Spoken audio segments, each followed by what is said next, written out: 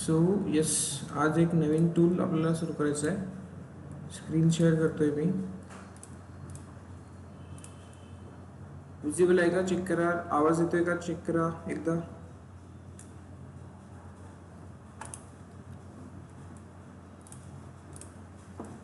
Visible आहे दोघांना पण. ओके ठीक आहे. सो एक नवीन टूल चालू करायचं आहे आपल्याला, अँसिबल. ठीक आहे.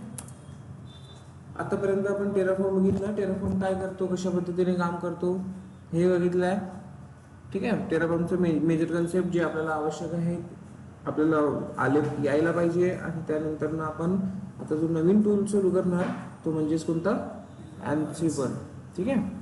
टेराफॉर्म आहे इन्फ्रास्ट्रक्चर ॲज अ कोड. हा सुद्धा इन्फ्रास्ट्रक्चर ॲज अ कोड मध्येच जातो. ठीक आहे. बट याला मेनली म्हटलं जाते कॉन्फिगरेशन टूल. अँसिबलला काय म्हटलं जाते, मेनली कॉन्फिगरेशन टूल. ठीक आहे. तर अँसिबल इथे जर तुम्ही बघणार तर बघा इथे काय दिलेलं आहे. Ansible is an open source IT automation tool that simplifies the configuration management, application deployment and orchestration across the system. तर सेम आहे. ज्या पद्धतीने आपण इन्फ्रास्ट्रक्चर क्रिएट करण्यासाठी फाइल्स लिहिल्या टेराफॉर्म्स मध्ये, त्याच पद्धतीने इथे इन्फ्रास्ट्रक्चर आता तो कॉन्फिगर. एकदा का इन्फ्रास्ट्रक्चर क्रिएट झाला, बट जर समोर जाऊन आपल्याला त्या इन्फ्रास्ट्रक्चर त्या इन्स्टन्समध्ये एखादी HTTPD सर्व्हिस डिप्लॉय करायची आहे किंवा मग त्यामध्ये तिला काही कॉन्फिगरेशन करायची असेल तर ते पॉसिबल होतं आपल्या अँसिबल टूल. अँसिबलच आहे असं काही नाही आहे. अँसिबल सारखे मल्टिपल टूल्स मार्केटमध्ये आहेत. शेअर, पपेट्स असे टूल्सचे नाव तुम्ही ऐकले असेल. तर त्यांचं मेन रिझन आहे, मेन काम आहे की ते काय करणार, इन्स्टन्सच्या आतमध्ये ॲप्लिकेशनला कॉन्फिगर करणार, कंटेंट कॉन्फिगर करणार, काहीतरी अपडेट करणार, काहीतरी डिलीट करणार. ह्या सगळ्या गोष्टीसाठी मॅनेजमेंट, ह्या सगळ्या मॅनेजमेंटसाठी कशाचा यूज करायचा आहे, अँसिबलचा यूज करायचा आहे. ठीक आहे. सो याने तिथे या दोन लाईन्समध्ये तुम्हाला समजेल की त्यांनी काय करायचं आहे. इथे simplified configuration management, application deployment and orchestration across the system. आणखी काही डिटेल मध्ये लिहिलेलं आहे का, चेक करू आपण. So it's a agentless, meaning it doesn't require specific special software on the mechanic machine it manage. Okay. And the uses the human readable language called YAML to define tasks in playbook. ठीक आहे. कोणती language use करणार आहे, YAML language. आता हे YAML language म्हणजे काय हे आपल्याला समजायला पाहिजे. ठीक आहे. YAML लँग्वेज खूप इझी लँग्वेज आहे. तुम्हाला माहिती असेल HTML यूज करतो आपण वेब डेव्हलपमेंट मध्ये. आणि HTML थोडं कोड फॉर्मॅट मध्ये क्रिटिकल जातं, कठीण जातं आपल्याला समजायला. बट तेच जर आपण YAMLचा पार्ट चेक केला तर YAML आहे एक अनदर मार्कअप लँग्वेज. HTMLचाच एक भाऊ आहे असं कन्सिडर करू आपण. ठीक आहे. So eight another markup language. आणि ही यूज केल्या जाते की व्हॅल्यू फॉर्मॅट मध्ये स्क्रिप्टिंग साठी किंवा कॉन्फिगरेशन साठी. ओके. की व्हॅल्यू मध्येच लिहायची आहे. आणि इथे जे आपण कॉन्फिगरेशन फाईल क्रिएट करणार त्याला नाव असेल प्लेबुक. त्याला नाव काय असेल, playbook. Okay. So key uses including automating repetitive tasks, managing system configuration, deploying application across servers and cloud environment. तर याचे काही बेनिफिट्स लिहिलेले आहेत. See core features and functionality of what Ansible. तर हे तर आता यांनी गुगलने दिलेले आपल्याला सॉर्टेड वेने काढून. But yes, you can go through the documentation directly. Now you can see what it says. याने तर आणखी थोडं छान पद्धतीने सांगितलेलं आहे. डायग्राम पण दिलेली आहे. तर काही बेसिक कन्सेप्ट जी याच्यात आपल्याला रिक्वायर्ड असतात ते इथे दिलेले आहे त्यांनी. इन्फॉर्मेशन कशी आहे ते बघू. Let's check.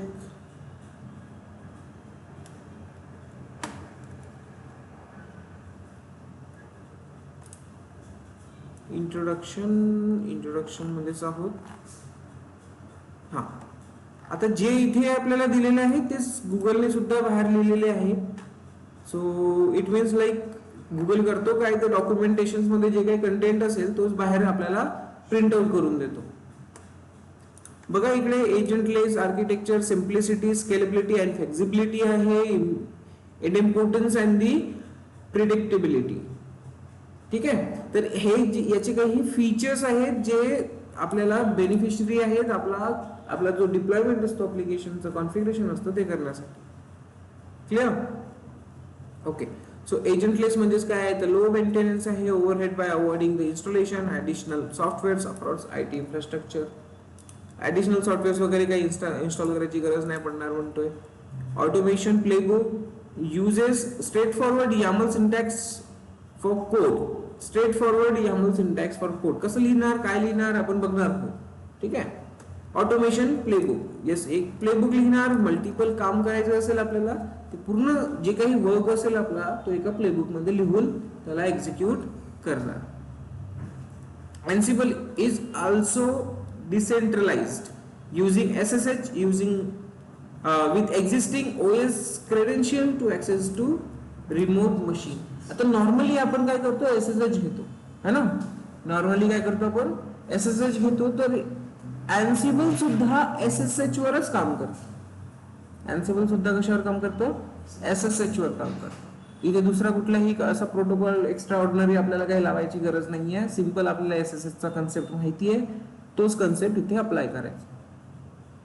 SSH through Ansible काय करेल, आपल्याला ऍप्लिकेशन डिप्लॉय करायची आहे कुठेतरी क्लाउडवर, तर त्यासाठी Ansible SSH थ्रू कनेक्शन करेल त्या सर्व्हरचा आणि तिथे काही ना काही कॉन्फिगरेशन करेल किंवा डिप्लॉयमेंट. कशाचा यूज करणार आहे हा SSH. कोणता पोर्ट नंबर असतो 22. ठीक आहे. Scalability and flexibility. Easily and quickly scale the systems you automate through a modular design that supports a large range of operating system. तर कुठल्याही ऑपरेटिंग सिस्टमला तुम्ही इथून कॉन्फिगरेशन करू शकता. डिपेंड्स ऑन की तुमची रिक्वायरमेंट काय, क्लाउड प्लॅटफॉर्म असू दे की cloud platform and the network devices. ठीक आहे.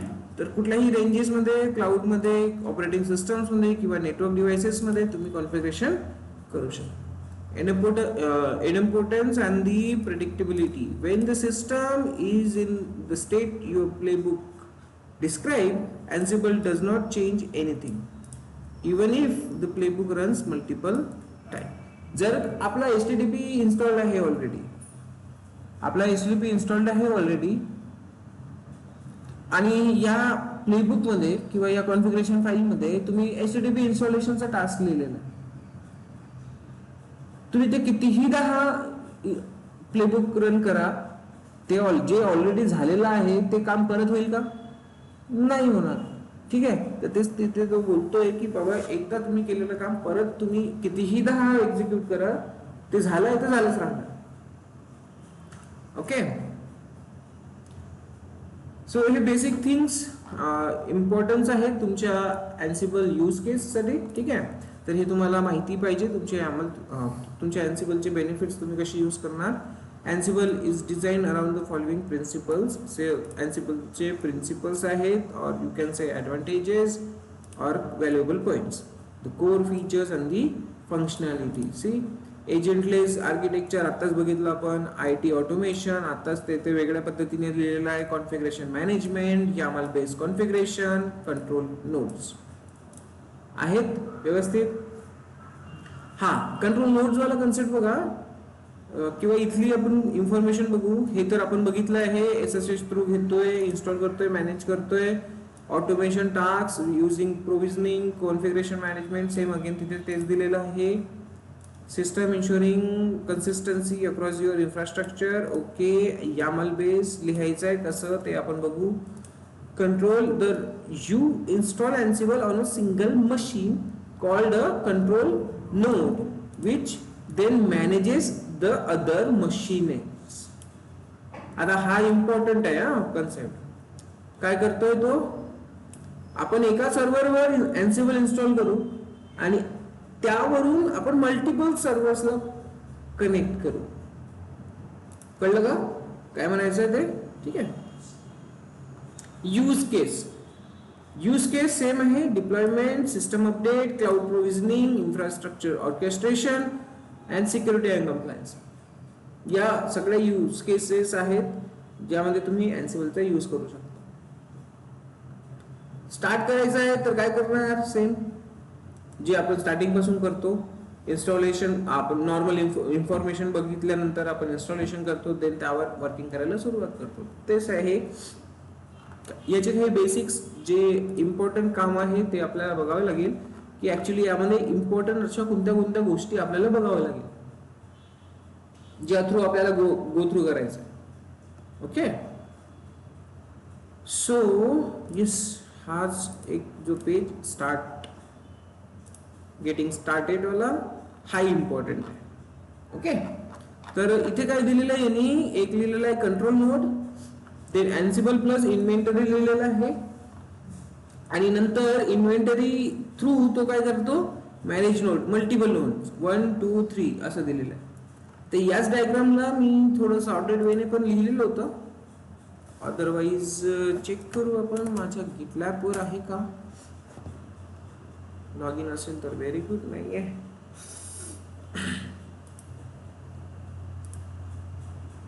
Let's see, me log in करतो. आपल्याला इथे पण मिळेलच अँसिबलचं बेसिक इमेज.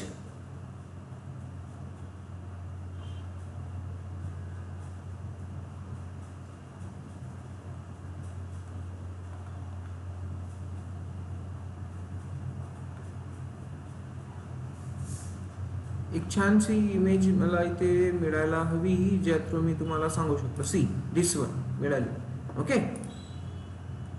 हीच इमेज मी माझ्या गिटलॅब मध्ये पण यूज केलेली आहे. So open image in a new tab. बघा इथे काय दिलेलं आहे, आताच आपण डिस्कस केलं आहे की अँसिबल कशा थ्रू आपल्याला यूज करायचं आहे, SSH थ्रू. अँसिबल कसं काम करणार, तर या पद्धतीने काम करणार. आय थिंक तुम्हाला थोडं ब्लरी दिसत असेल, इथे थोडंसं क्लीन दिसत आहे, तर मी यालाच थोडा झूम आउट करतो. विजिबल आहे. ओके, तर इथे बघा अँसिबल. आता हे काय करतोय आपण, तर अँसिबल मध्ये मेन जे कन्सेप्ट आपल्याला बघायचे आहे ते बघणार. क्लिअर. ओके, तर अँसिबल आहे. अँसिबलला आवश्यक SSH, you must be good in SSH. की बेस व्हॅल्यू जो असतो आपल्याला, की बेस ऑथेंटिकेशन, ते तुम्हाला माहिती पाहिजे. ठीक आहे, कोणती की कुठे असायला पाहिजे ते त्याची आयडिया तुम्हाला असायला हवी. Sign in. ओके, हे रिक्वायर्ड आहे आपल्याला तसं पण.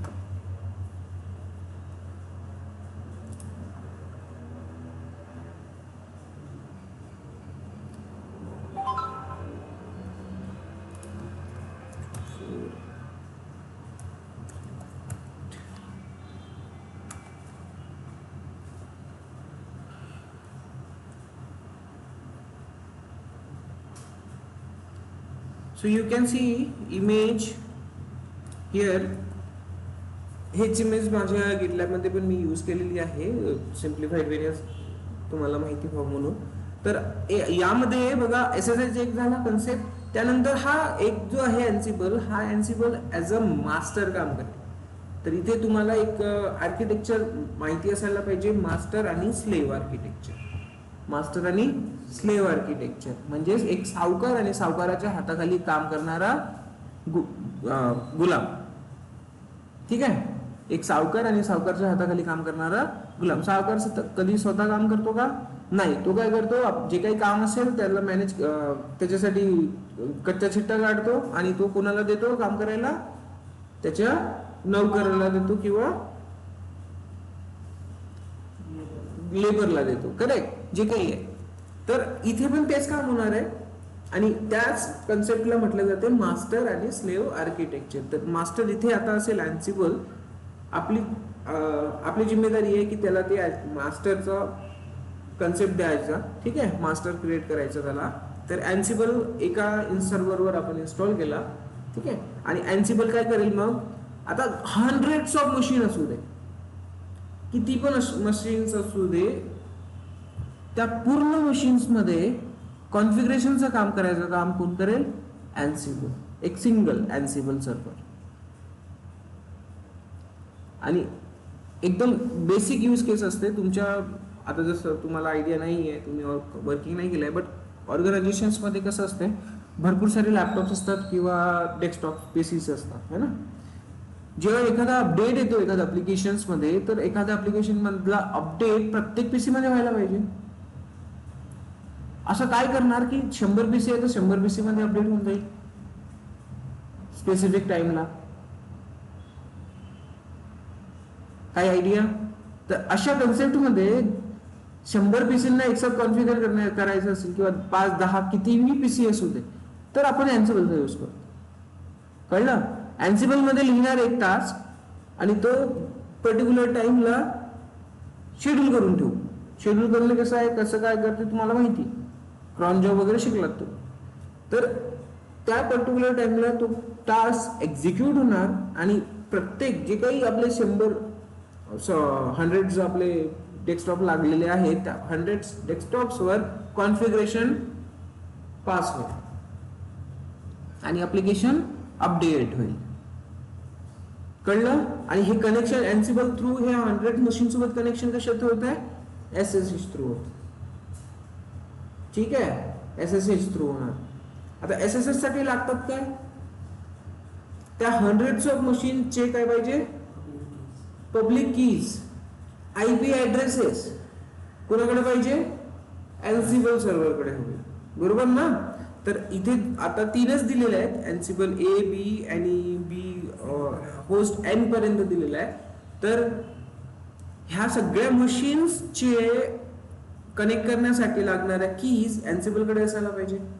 आणि या होस्ट मशीनची IP ऍड्रेस, होस्ट मशीन 2 ची IP ऍड्रेस, याचा पण user name, IP user name आणि पब्लिक कीज, या 3-4 गोष्टी अँसिबलकडे असायला हव्या. तेव्हाच अँसिबल काय करेल, याला आयडेंटिफाय करेल आणि पुश करेल डेटा. तर इथे होत काय आहे, डेटा पुश होतोय. तुम्हाला माहिती आहे push based mechanism, pull based mechanism, pull based mechanism, push based mechanism. SNS शिकलेत का AWS मध्ये? SNS SQS शिकलात का? तर SNS असतो पुश बेस्ड मेकॅनिझम आणि SQS असतो पुल बेस्ड मेकॅनिझम. ठीक आहे. तर पुल बेस्ड आणि पुश बेस्ड हे याचा कन्सेप्ट माहिती आहे का? नाही माहिती? सिंपल आहे. आपला रिचार्ज जर संपत आहे, रिचार्ज संपताच्या 7-10-15 दिवसा आधीपासून आपल्याला मेसेज येणं चालू होतो. आपण म्हटलं का त्याला मेसेज पाठव? नाही. तो काय करतो, मेसेज असा लिहितो आणि ज्यांचे रिचार्ज संपणार आहे 5-10 दिवसात त्यांना सगळ्यांनाच पाठवतो. गरज आहे का? गरज आहे का? नाही. तू जिओ वाला काय करतोय, एक मेसेज डायरेक्ट पुश करतो आपल्या नंबरवर. आपण म्हटलंच नाही त्याला पाठव म्हणून. त्याच्याकडे SNS आहे, काय आहे, कसं कन्सेप्ट लावलेलं आहे, त्यांनी पुश बेस्ड मेकॅनिझम लावलेलं आहे. कळलं? होऊ शकते तो कुठलाही क्लाउड यूज करू, कुठल्या क्लाउडमध्ये असो किंवा ओपन सोर्स वाला ऍप्लिकेशन यूज करू, पण आहे कोणता? Push based mechanism. तो पुश करतोय आपल्या मोबाईलवर डेटा, मेसेज. आपण काही केलंय का? नाही. क्लिअर आहे? तर त्याला म्हटलं जाते पुश बेस्ड मेकॅनिझम. आणि वन मोर थिंग, पुल based mechanism. Pull based mechanism consider करा, तुम्ही काहीतरी एखाद्या ऍप्लिकेशन मध्ये लॉग इन करता, तिथे खाली लिहून येतं जनरेट OTP है ना. जोपर्यंत तुम्ही ते जनरेट बटनवर क्लिक करणार नाही तोपर्यंत तुम्हाला मेसेज येतो OTPचा नाही. जिथे असते क्रिएट करणे आपल्याला आवश्यक आहे, आपण पुल करतो तो डेटा. सर तुम्ही लेट झालाय का?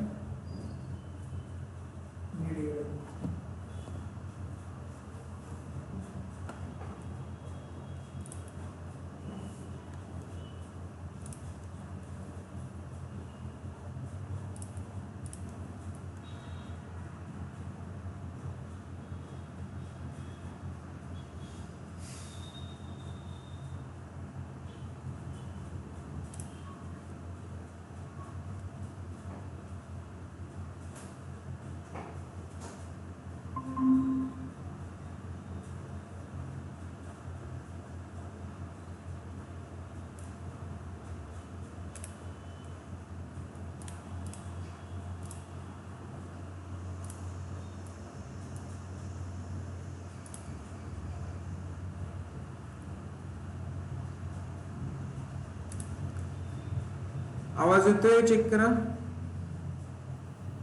हो sir sir. Okay okay. So pull base mechanism वर आपण डिस्कस करतोय. पुल बेस मेकॅनिझम असते काय तर सिंपल आहे, ओटीपी जनरेशन. ठीक आहे, आपण जोपर्यंत ओटीपी जनरेटच्या बटनला क्लिक करणार नाही तोपर्यंत आपल्याला सिस्टमला ओटीपी येणार नाही. तर तो आहे आपण डेटा कॅप्चर करतोय, फेच करतोय. ठीक आहे, आपल्याला आवश्यक आहे डेटा तर आपण स्वतःहून घेतोय, तर पुल करणे म्हणतात तर, बरोबर. बट जर का जिओ वाली कंपनी आपल्याला मेसेज पाठवतीये तर ती मेसेज पाठवणे, त्या मेसेजची गरज आहे का आपल्याला? नाही. तर जिओ वाला जो प्रोसेस यूज करतोय तो पुश बेस मेकॅनिझम यूज करतोय. कळलं?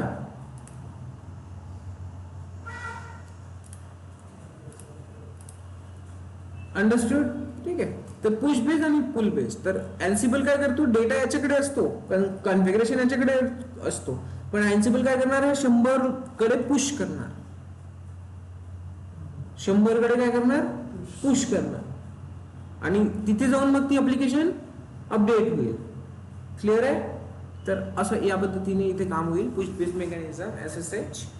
आणि आता इथे जे होस्ट 1चा पूर्ण कच्चा चिठ्ठा की त्याची IP ऍड्रेस, युजर नेम आणि की पेअर हे कुठे असेल, अँसिबल कडे. आता कसं असणार, अँसिबलचा जो IP ऍड्रेस आहे आणि युजर नेम आहे ते कुठे लिहिणार आपण, इन्व्हेंटरी मध्ये. आता ही इन्व्हेंटरी काय असते तर एक फाईल असते ज्यामध्ये आपल्याला होस्टची इन्फॉर्मेशन लिहून ठेवायची असते. होस्ट 1चा IP ऍड्रेस असणार, होस्ट 1चा युजर असणार.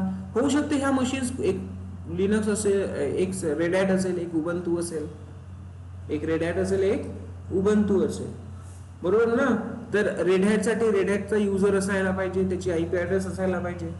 उबंतू साठी उबंतू युजर असायला पाहिजे, उबंतूची IP ऍड्रेस असायला पाहिजे. त्या सगळ्या गोष्टी कुठे असणार, इन्व्हेंटरी मध्ये. कळलं? ओके. आणि येस, प्लेबुक. प्लेबुक काय आहे, तर प्लेबुक कॉन्फिगरेशन फाईल आहे. ही कॉन्फिगरेशन फाईल आपण अँसिबल मध्ये लिहिणार, तो चेक करणार कोणत्या ग्रुप्स मध्ये किंवा कोणत्या मशीन्सवर आपल्याला ही एक्झिक्यूट करायची आहे, आणि जसे एक्झिक्युशन करण्यासाठी या मशीनची इन्फॉर्मेशन मिळाली तशीच तो काय करेल, पुश करायला सुरुवात करेल.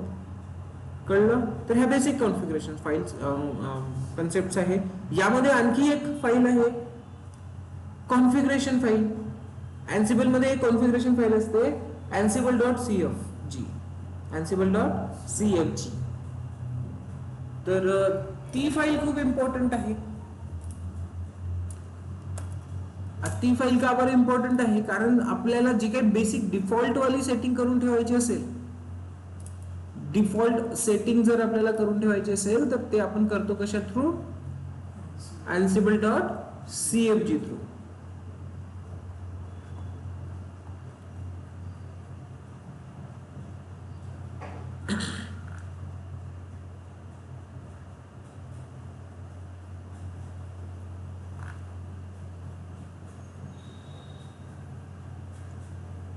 कॉन्फिगरेशन फाईल अँसिबलची असणार ना. हा, ते अँसिबल मध्ये जर आपल्याला काही डिफॉल्ट सेटिंग्स करून ठेवायचे, सेटिंग फाईल म्हणा ना, डायरेक्ट सेटिंग वाली फाईल. ठीक आहे, अँसिबलची सेटिंग फाईल जशी आपल्या फोन मध्ये सेटिंग असते तशीच अँसिबल मध्ये पण सेटिंग असते. तर ती कॉन्फिगरेशन फाईल आपल्याला तिथे डिफॉल्ट मध्ये करता येते. इकडे तिकडे कुठे दिसत नाहीये.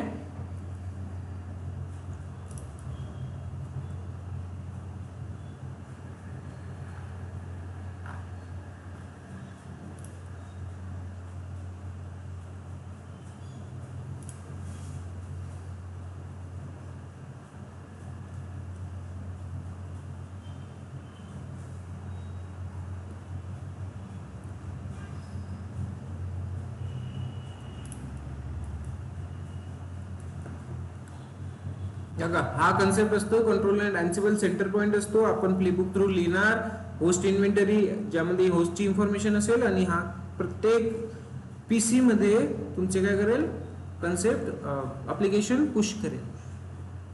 तर येस, आतापर्यंत तुम्ही पूर्ण बेसिक्स बघितलेले आहात. आणि आता जी नवीन एक फाईल आहे त्यामध्ये अँसिबल, कोणती फाईल, ansible.cfg. तर धीरे धीरे धीरे धीरे मी तुम्हाला सांगतो काय आहे, कसं आहे.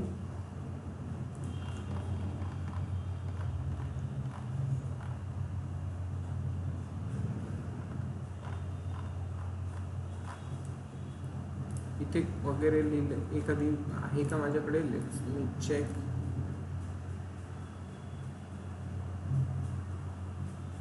अँसिबल असं काही लिहिलं आहे का मी?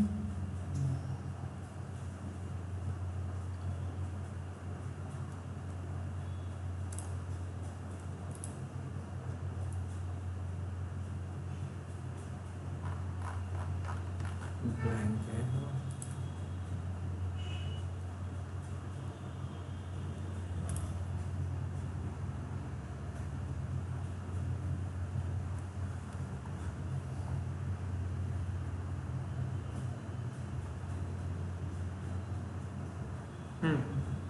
आहे ठीक. इथे बघा एवढा कन्सेप्ट आपण बघितला. तर इथे जे काही बेसिक कॉन्फिगरेशन करायची असेल ती कॉन्फिगरेशन आपण अँसिबल स्लॅश कुठे गेलं ansible.cfg या साईडला बघा दिसतंय. तर ansible.cfg ही कॉन्फिगरेशन फाईल असणार. ansible.cfg मध्ये आपण काय करतो तर डिफॉल्ट युजर वगैरे सेट करून ठेवू शकतो. डिफॉल्ट सेटिंग्स जे पण करायची असेल ती आपण कुठे लिहिणार ansible.cfg मध्ये लिहिणार आणि ती cfg वाली मशीन जे काही सेटिंग्स आहे ती अप्लाय होणार इन्व्हेंटरी फाईल सोबत. आणि इन्व्हेंटरी फाईल मध्ये काय असते तर आयपी ऍड्रेसेस आणि युजर नेम. ओके. आणि बेस डायरेक्टरी कोणती आहे तर /etc/ansible. कळलं. तर ह्या काही इम्पॉर्टंट गोष्टी आहेत. यामध्ये आपण करणार आहोत पुश बेस मेकॅनिझमचा यूज. SSH कीचेन करावी लागू शकते पण करायचं नाही करायचं इट्स ऑन यू. देन इथे जे काही आपण यूज करणार आहोत कमांड्स त्यांना म्हटले जाते अँसिबल मॉड्यूल्स. त्यांना काय म्हटलं जाईल अँसिबल मॉड्यूल्स. आणि येस अँसिबल मॉड्यूल्स म्हणजेच आता जसं तुम्हाला इको यूज करायचं असेल तर इको साठी जो अँसिबल मॉड्यूल आहे तो कोणता आहे डिबग आहे. ओके. भरपूर सारे सेम आहेत बट भरपूर कमांड्सचे नाव इथे चेंज असणार. जसं इको साठी डिबग यूज केलं जाईल. ओके. इको म्हणजे आपली लिनक्स मध्ये प्रिंट करायला तर इथे डिबग यूज करू आपण. ते वर्ड यूज करायचं. वर्ड डिबग हा वर्ड यूज करायचा इको नाही करायचा. ठीक आहे. तर हा आहे सिंपलचा कन्सेप्ट आपल्या अँसिबलचा.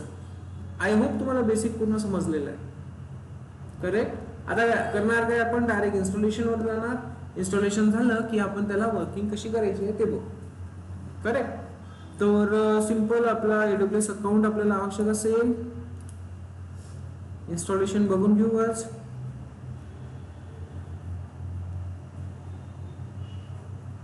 SSH ची कमांड कशी यूज करतो आपण कनेक्शन करण्यासाठी SSH स्पेस युजर @IPaddress. आणि काय म्हणतात त्याला कीपेअर कसं होतं जनरेट. SSH कीपेअरचा पाथ काय असतो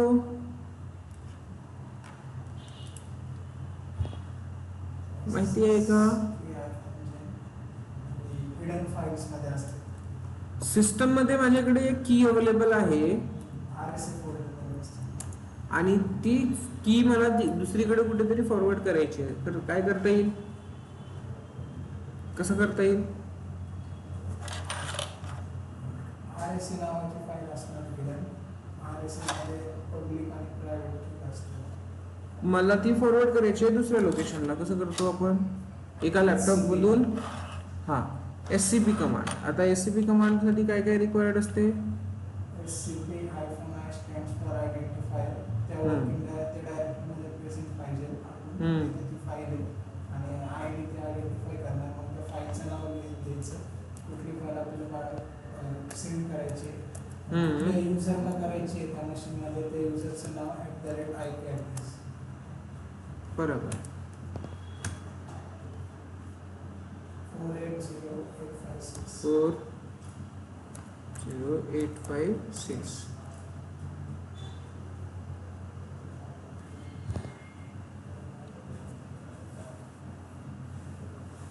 तर अँसिबलच्या ऑफिशियल डॉक्युमेंटेशनवर आहोत आपण. इंट्रोडक्शन म्हटलं जात आहे तर इन्स्टॉलेशन गाईड आहे. वन मोर थिंग काही आहे का स्पेसिफिक युजर स्पेसिफिक OS असं काही लिहिलं आहे का. विंडोजसाठी युनिक्स इन्स्टॉलेशन गाईडवर जाऊ आपण.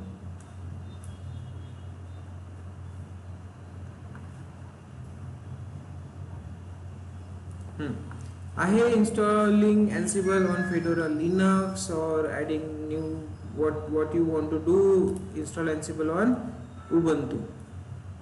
तो सिंपल कमांड आहे, 4 कमांड्स मध्ये आपलं काम होऊन जातं.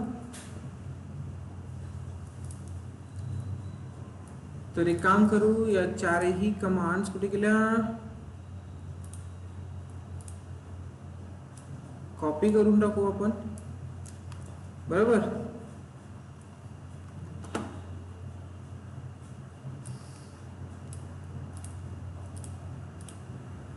EC2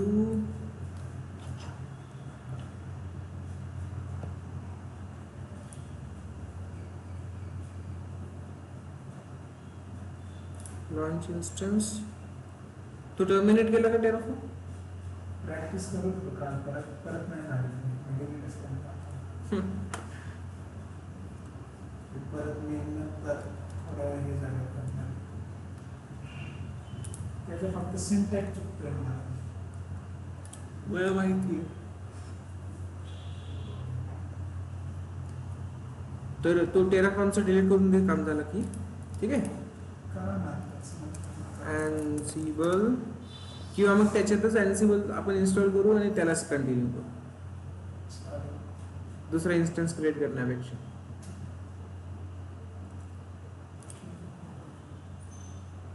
डेमोचे इन्स्टन्स डिलीट करा. केलं टर्मिनेट. काहीच नाही आहे ना इथे. केलं टर्मिनेट.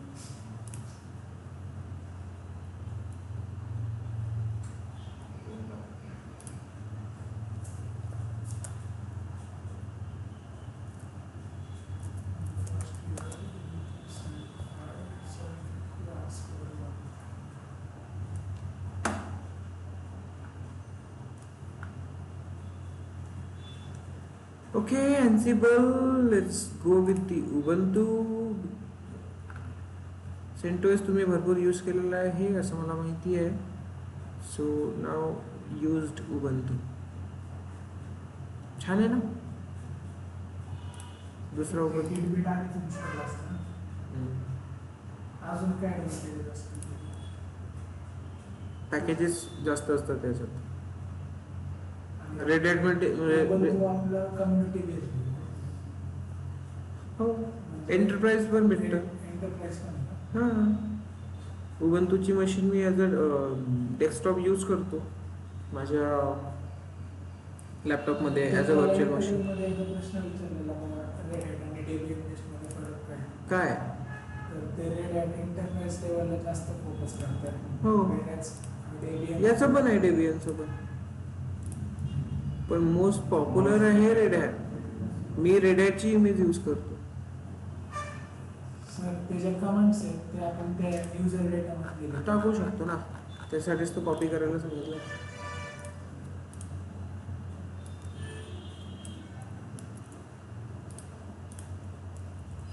ब्राउझर का Yes, I know.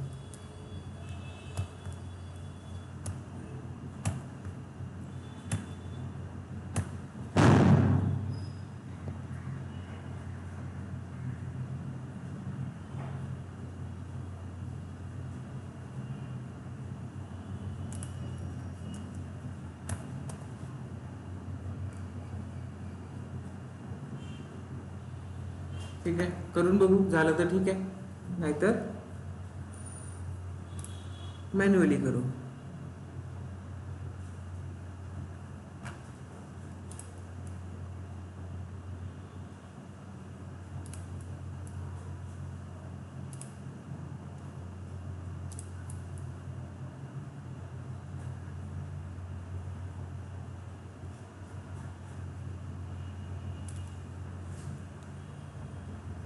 हे काय खालून घेतलं मी, क्लाउड शेल आहे.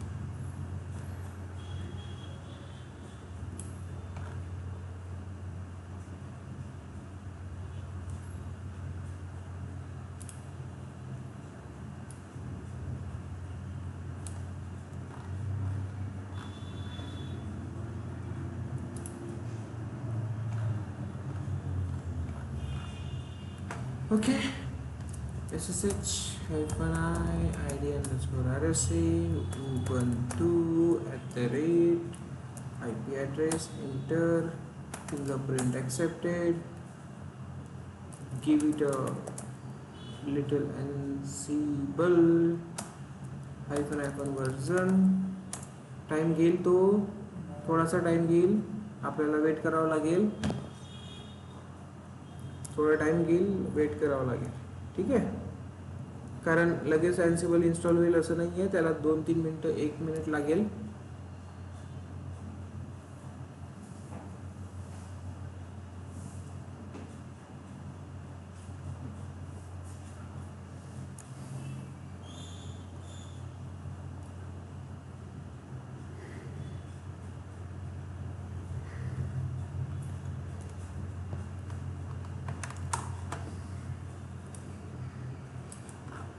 जर तुम्हाला काही एक्स्ट्रा बघायचं असेल याच्यात, तर कसं करतो आपण, ॲक्शन्समध्ये जातो, मॉनिटर्समध्ये जातो आणि त्याचे सिस्टमचे लॉग्स बघतो. जर जनरेट झाले असेल तर इथे आपल्याला दिसायला येईल त्याचे लॉग्स. जनरेट झालेले दिसतंय का? नाही.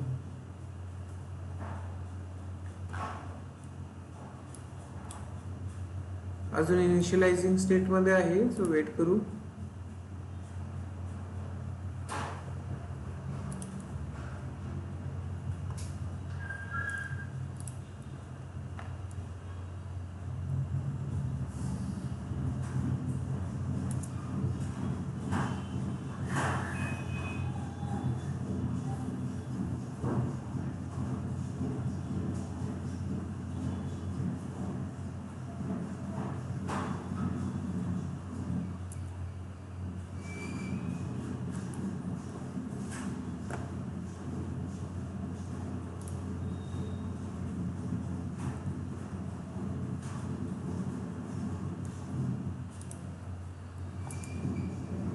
काहीतरी इश्यू आहे, नाही झालंय तर आपण कमांड थ्रू करून टाकू पटापट.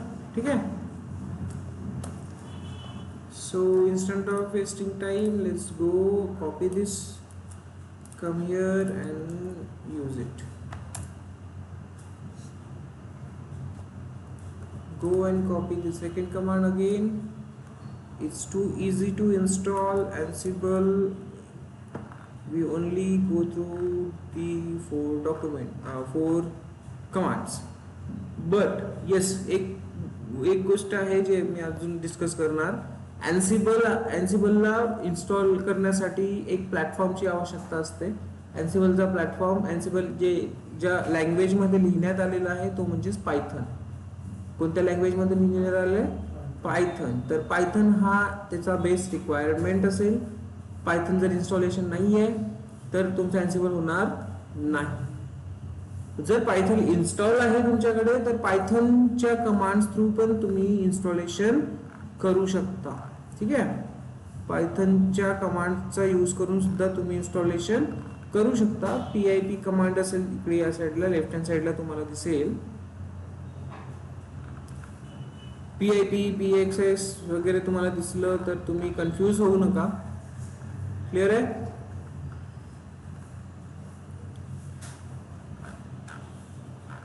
आपण सध्या कोणत्या मोडमध्ये आहोत? Installing Ansible on a specific operating system मध्ये आहोत. तर जर तुम्ही गेटिंग स्टार्टेड किंवा इन्स्टॉलेशन नॉर्मल वाला याच्यावर गेलं तर तुम्हाला तिथे PIP चे कमांड्स पण दिसतील, ज्या पायथन बेस्ड कमांड्स असतात. Okay, so copy this first now, because what we want to install Ansible using just 4 commands. Python, आता त्याची डिपेंडन्सी काय? पायथन है ना. तर आपण जी काही रेपॉझिटरी सेटअप करतो इथे ऍड apt रेपॉझिटरी दिसते, तर त्यामध्ये एक पॅकेज असेल. कशाचा पॅकेज असेल? Ansibleचा पॅकेज असेल. दिसतंय? PPA. तर इथे Ansible इन्स्टॉल व्हायच्या आधी पायथन इन्स्टॉल होईल त्या रेपॉझिटरी मधनं आणि देन Ansible. तर डिपेंडन्सीज तो जेव्हा इन्स्टॉलेशन करतोय तेव्हा तो डिपेंडन्सीज पण इन्स्टॉलेशन करेल. डिपेंडन्सीज इन्स्टॉलेशन पण तो करून घेईल. आता बघा तुम्हाला दिसेल तो पायथनच्या डिपेंडन्सीज पण इन्स्टॉलेशन करेल. -y. So you can see Python names multiple times. आहे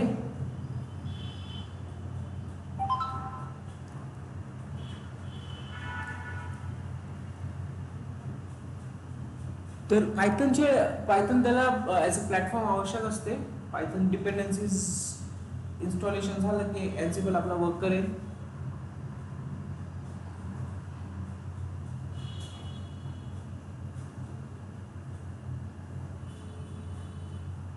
एवढं इन्स्टॉलेशन करून ठेवा, ठीक आहे.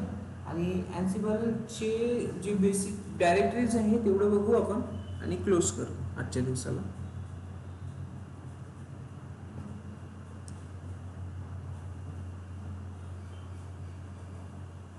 आणि जे काही झालं आहे त्याची तेवढी प्रॅक्टिस करत चला.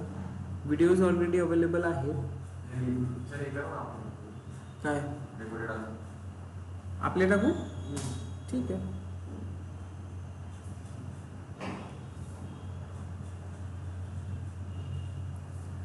Okay, so Ansible version, now you can see Ansible version core 2.17.14 config file. आता इथे पूर्ण इन्फॉर्मेशन दिली आहे. हा, config फाईल. आता ही config फाईल कोणती कुठे असते? /etc/ansible/ansible.cfg. तर ही आहे आपली मेन डायरेक्टरी /etc/ansible. कळलं? कॉन्फिगर्ड मॉड्यूल सर्च पाथ या पद्धतीने तुम्ही प्लगइन्स वगैरे चेक करू शकता, मॉड्यूल्सचा यूज करू शकता. एन्सिबल पायथन मॉड्यूल लोकेशन्स दिलेले आहेत यामध्ये. कुठे कुठे त्याचे जे काही कॉन्फिगरेशन किंवा पायथनचे कन्सेप्ट्स आहेत ते या लोकेशन्सला स्टोअर झालेले आहेत. बट आपल्याला यूज काय करायचं आहे? पायथन. हा बघा इथे पायथन पण इन्स्टॉल दिसते. जिंजाजू काही जे काही आहे वर्जन ते पण दिसतंय. लिंबी यामल लायब्ररी यामल जे काही ट्रू आहे. ओके, सो मेन म्हणजेच आपली जी डायरेक्टरी आहे /etc/ansible याला तुम्ही चेक करा. ls/etc/ansible. तर यामध्ये दिसेल ansible.cfg, एक होस्ट फाईल आणि एक रोल डायरेक्टरी. तिन्हीचा यूज घ्यायचा आहे आपल्याकडे, तिन्हीचा यूज. कळलं? तर बेसिक इन्फॉर्मेशन जी आहे आपली /ansible.cfg आपण याला करू शकतो नॅनो. तर यामध्ये असते तुमची पूर्ण त्याची बेसिक इन्फॉर्मेशन आहे. सेटिंग. सध्या इथे ही फाईल अवेलेबल आहे का? 4-5 लाईन मध्ये संपलेली आहे. बट आता हा जो कंटेंट वाचा जरा तुम्ही. ही फाईल आपल्याला सर्वात आधी जनरेट करावी लागेल.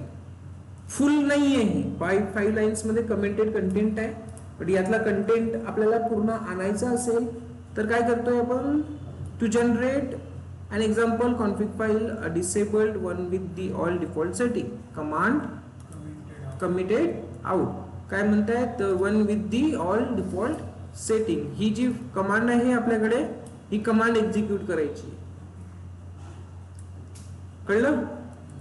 ansible config init -disabled. जर ह्या कमांडनी नाही झालं तर आपल्याला -t यूज करावं लागेल. All understood? तर let's go with the first command first. आणि ही फाईल कुठे आहे आपली? त्याच लोकेशनला आपण याला फॉरवर्ड करू. नाहीतर कुठे पण टाकलं तर कुठे पण टाकू शकता. Depends on you. कॉपी, इथून बाहेर निघा, इकडे पेस्ट करा. कमांड त्या फाईल मध्येच दिलेली होती. ओके, आणि आपला इथं पाथ थोडा अपडेट करावा लागेल. कुठे आहे पाथ? /etc/ansible. याच्या आतमध्ये ती फाईल आहे, तिथेच आपण त्याला मॉडिफाय करू. So enter. Permission denied. sudo enter permission denied. Okay, हे असं काम असतं, त्यामुळे मी डायरेक्ट रूटवर जातोय. अँड देन नाव काय कमांड आहे माझी, ansible -config init -, disable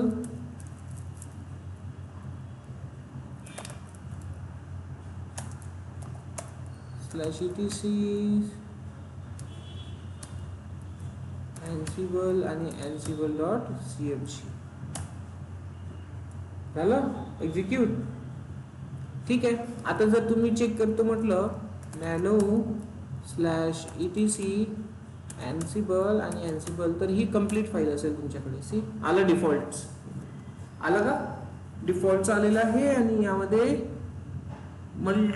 खूप मोठं कंटेंट, खूप मोठं, पूर्ण डिफॉल्ट सेटिंग्स इथेच असणार. आलं लक्षात. तर ही जनरेट करणं इम्पॉर्टंट काम आहे आपलं सध्याच्या कंडिशनला. झालं. काय केलं आपण, त्या कमांडनी आपण काय केलं, इनिशिएट केलं काय, डिफॉल्ट सेटिंग्स. ठीक आहे. हायफन डिसेबल्ड याच्यासाठी यूज केलं आहे की ही जी फाईल आहे आपली, या फाईलमध्ये कंटेंट नव्हता है ना. ही जी कॉन्फिगरेशन आहे, सेटिंग आहे, हे ऑलरेडी इनेबल असायला पाहिजे. हायफन डिसेबल्ड करून आपण ते त्यामध्ये कंटेंट ऍड करतो. क्लिअर. ठीक आहे. तो ऑप्शन आपल्याला यूज करायचा आहे. जे काही कॉन्फिगरेशन असेल ती आपल्याला कॉन्फिगरेशन इकडे फॉरवर्ड करायची. तर हे काम झालं. अगेन आता सध्या हा आपला जो काही कन्सेप्ट आहे आपला सिंपल आहे. वन मोर थिंग, सेटिंग झाली आपली होस्ट फाईल. आता या होस्ट फाईल मध्ये काय देणार आपण, ही आहे तुमची इन्व्हेंटरी फाईल. ठीक आहे. आणि इथे काय असणार, आत्ताच आपण डिस्कस केलं, तिथे काय असेल, IP ॲड्रेसेस मल्टिपल सर्व्हर्सच्या. बट अजून आपल्याकडे मल्टिपल सर्व्हर्स आहेत का, नाही. तर इथे आपल्याला अजून 1-2 सर्व्हर क्रिएट करावे लागतील. आणि त्यांचे IP ॲड्रेसेस कुठे द्यायचे, या होस्ट फाईलमध्ये. देन आपण त्या मशीनला कनेक्ट करू. समजा ते दुसऱ्या अकाउंट मध्ये असेल AWSच्या, कोण ते IP ॲड्रेस समजा कल्पेशने 4 मशीन बनवतात, त्याच्या IP ॲड्रेस तिथे वापरू शकतो आपण. तर ते कन्सेप्ट लावावं लागेल आपल्याला. VPC पेरिंग थ्रू कनेक्टिव्हिटी करून ठेवावं लागेल, हा मशीन तिथे ठेवावं लागेल, आणि देन त्याची प्रायव्हेट IP थ्रू आपल्याला कनेक्टिव्हिटी करावं लागेल. जर VPC टू VPC कम्युनिकेशन करायचं असेल, प्रायव्हेट IP पण चालेल ना. पब्लिक IP घेऊ शकता, पण पब्लिक IP होऊ शकते तो टर्मिनेट झाला, दुसरा इन्स्टन्स आला तर. नाही, आज तसं नाही प्रश्न, मी तसं नाही म्हणते. समजा एखादी जनरल IP ॲड्रेस आहे आपल्याकडे, त्याला जर आपल्याला इथं बसून करायचं असेल. जनरल IP ॲड्रेस म्हणजे तुमची मशीन, तुमच्याकडे एक होस्ट आहे, सर्व्हर. 2 AWS अकाउंट मध्ये कम्युनिकेशन होते कसं सांग. रोल्स मधलं 2 AWS मध्ये जर कम्युनिकेशन करायचं असेल, या मशीन थ्रू मला दुसऱ्या AWS मधल्या मशीनचा कनेक्शन घ्यायचा असेल, येस, ते कन्सेप्ट पण इथे ऍड करावे लागते. ते झालं VPC पेरिंग. तुमचा असा तुमचा लॅपटॉप आहे, तो एक सर्व्हर आहे, त्याला एक unique public IP address assign, तर मला आता हिथं एडिट करून जर त्या होस्टमध्ये मी त्या तुमच्या IP ॲड्रेस द्यायची आणि तुमचं युजर नेम टाकलं तर तुमच्या कॉम्प्युटर एडिट करून. पण आधी ते कन्सेप्ट पण क्लिअर पाहिजे, त्यांची दोघांची कनेक्टिव्हिटी पण पाहिजे. कनेक्टिव्हिटी करायला ते केल्यानंतरच मग हा इथून तिथे पुश करू शकेल ना. आधी तो कन्सेप्ट व्हायला पाहिजे, नंतर हा. नाही, माझं म्हणणे फक्त करू शकतो. हो, आरामात करू शकतो, तेवढाच प्रश्न. करू शकतो आपण, करू शकतो. पण ते कन्सेप्ट आपल्याला इम्प्लिमेंट करावे लागतील, आणि देन हा कन्सेप्ट तिथे ऍड करावा लागेल, तेव्हा ते पॉसिबल होईल. होतं असं भरपूर ठिकाणी. तर ठीक आहे, इथपर्यंत समजलं. तर आपण काय करू, उद्या अजून 2 मशीन्स क्रिएट करू. उबंतू एक करू, एक रेड हॅट करू, आणि देन त्यानंतर आपण काय करू, या होस्ट मशीन्स मध्ये IP ॲड्रेसेस टाकून त्यांच्याशी कनेक्ट करू. कळलं. ठीक आहे. ओके, देन आजसाठी इथेच थांबू.